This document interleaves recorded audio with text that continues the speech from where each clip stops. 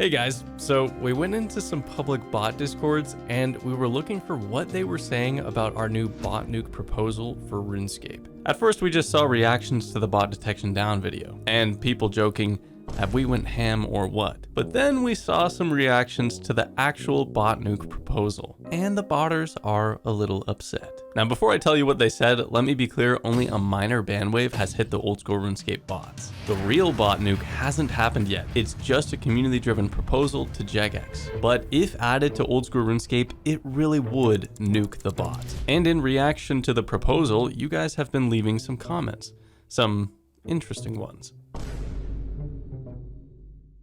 And there have been comments that have been really helpful, pointing out loopholes or problems with the system we've developed. But now all the loopholes you guys have mentioned have been fixed. So keep up the responses, even the weird ones, I guess. Well, after a while of the bots not getting banned, Solo Mission and I made some videos, and Jagex decided to turn the bot detection back on. And tons of bots started getting banned.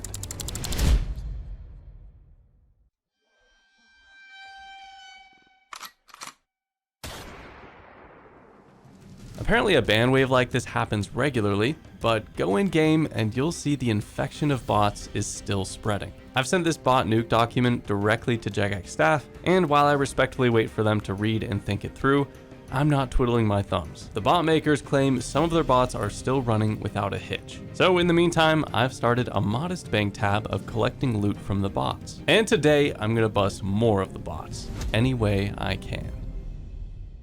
So for the last year, I've scanned through hundreds of your tip-offs, but there's one bot farm that keeps popping up, and it's a bot farm we've seen many times in other locations. We explored the mining bots at the Runite Rocks of the Mining Guild, also at the Isle of Souls dungeon. And so one thing I've come to learn is where there's Runite ore, there are also bots.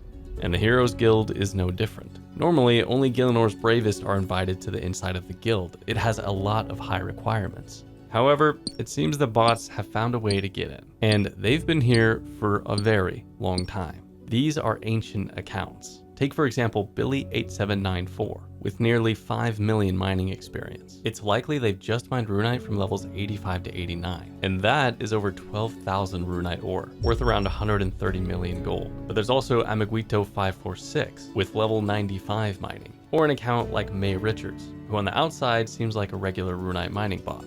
But if you look closer, they have over 48 million mining experience. These accounts have gotten out of hand. I need to find a way to mess with them.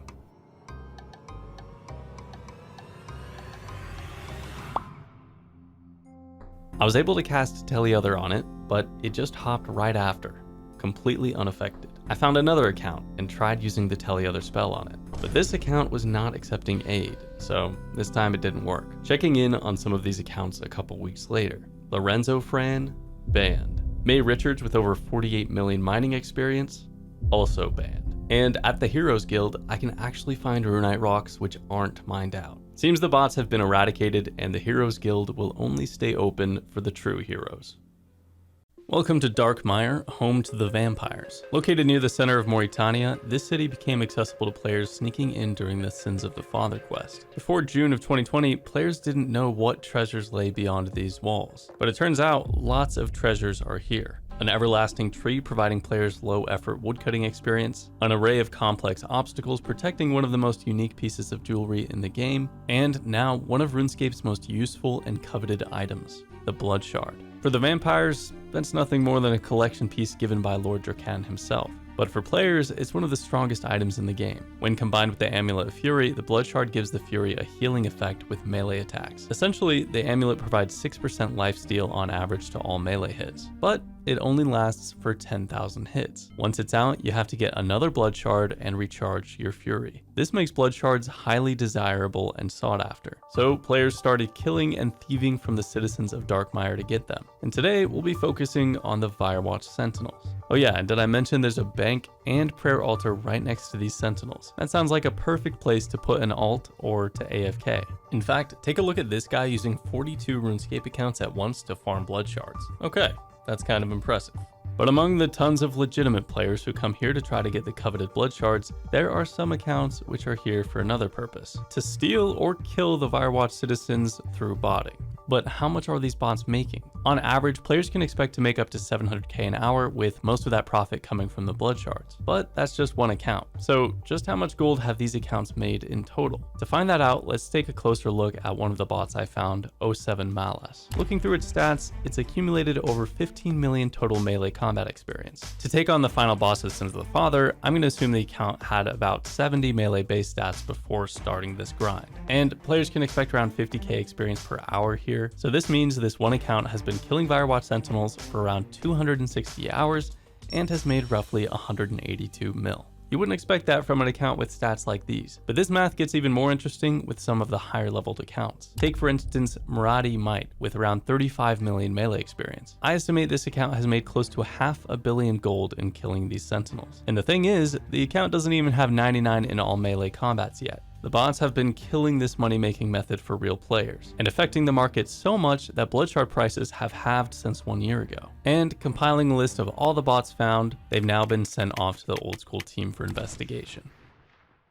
Great Kurend is Old School RuneScape's first area expansion, and throughout the years, it's seen its fair share of changes. From the map looking like this on release, to now it looking like this nearly 10 years later. It's basically unrecognizable. In July of 2019, the Forthos dungeon was released, featuring a new prayer training altar, a new tanning NPC, and a new boss. But this dungeon also came with a new type of enemy, the Undead druids. These may not seem that significant. In fact, many of you may not even know what these enemies are, but they actually have a decent drop table, dropping a wide variety of alks, farming supplies, and runes. Going through the tip-off emails, there's one specific bot farm which kept popping up over and over again. Bots at the Forthos dungeon, specifically ones which were ranging in Black D'hide and Magic Shortbows. And it doesn't take long to find some suspicious accounts. Take for instance player Malabo3627 with 13.5 million ranged experience. Maybe he's just a real player who likes killing the druids. But then there's Smill Dunglore wearing the exact same gear, with over 30 million ranged experience. But that's not even the worst case, because Majower12 has 60 million range XP.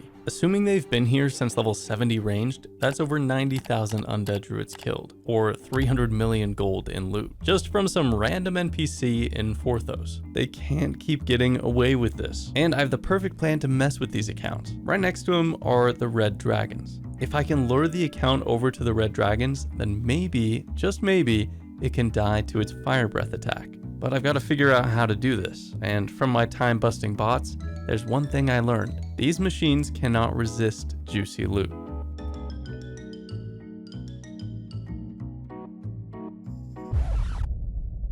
Okay, interesting. It turns out these accounts have a zone where they're not allowed to leave, even if items are dropped nearby. The bot maker's a little cleverer than I thought, but I'm not done there. Back to the drawing board. I wonder if they have their accept aid turned on.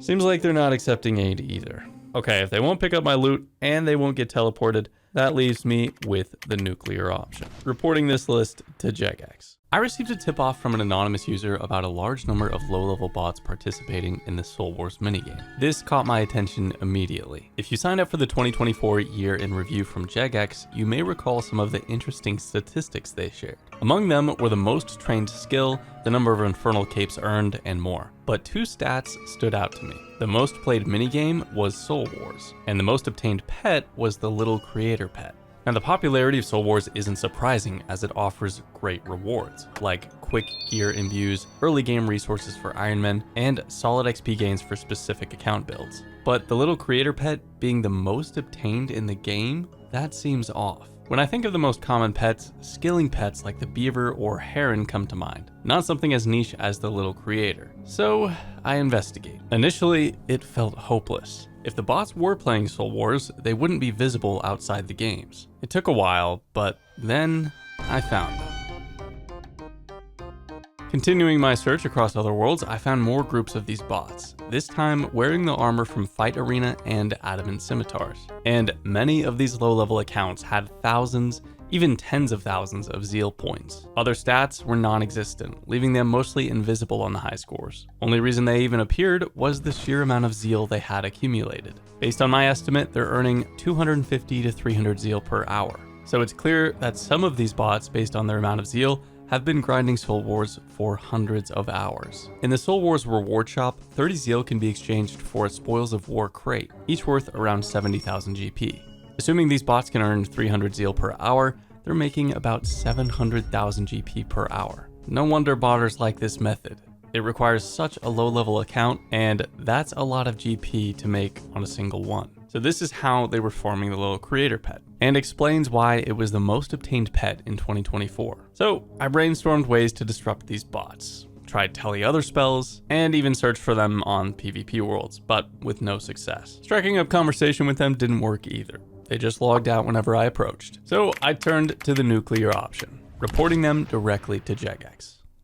All these tip-offs are so helpful for making videos of busting the bots. So if you found some rule-breaking activity you want investigated and busted, send an email to runescapetipoff@gmail.com detailing what you found. However, keep in mind this is not an official Jagex email. For in-game crimes, submit your tip-offs directly to Jagex at tipoff@jagex.com.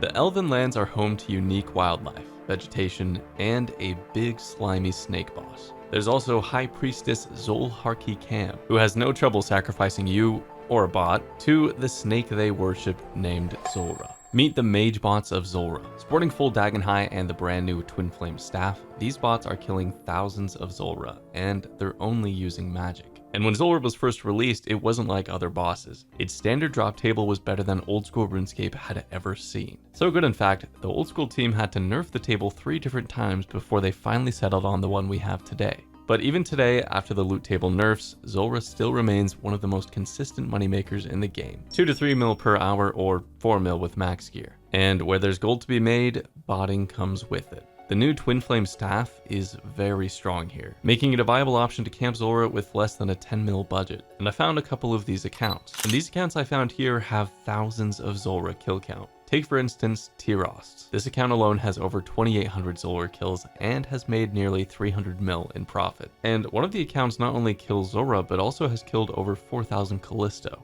I couldn't teleport them and they have accept aid off. And interestingly, Zulrah has a unique feature where you're able to spectate players with a telescope and see how their fight is going, so long as they have their private turned on or you're friends with them. But the bots weren't really feeling friendly and I couldn't spectate any of them. So I did the next best thing, reported them directly to Jagex. A couple weeks later, I found something interesting. I went to Zulrah to check for more suspicious accounts, but other than some Iron Men and players trying to make some gold, I couldn't find any more bots. So I checked the high scores. The bots I reported didn't get outright permanently banned, but their high scores didn't change either. No extra kill count, no extra experience, nothing. So maybe they've received temporary bans. Next time I get a tip off about Zulrah bots, then I'll do an update on these guys. Okay, it's Chem from 2 months later, and all these bots I showed earlier, all of them are banned. There may be some hope in this fight after all. It seems a lot of the bots we've been finding have just completely stopped playing for a while. They haven't been banned, they're still on the high scores. Maybe they're doing this just to avoid detection and the latest ban waves. But we've got their names and already reported them to Jagex. In any case, them being banned would be a drop in the ocean, let's be real. I added a too long don't read to the bot nuke proposal if you want to just read that part. And if you have any feedback, I'm still taking it, so please leave a comment or just smash like for the algorithm. I'm hopeful Jagex will respond to this bot nuke proposal and finally deliver a healthy version of RuneScape that the players deserve. One with a player-driven economy, profitable and accessible moneymakers for real players, and interaction with actual players instead of bot armies. I'll update you if I hear anything back.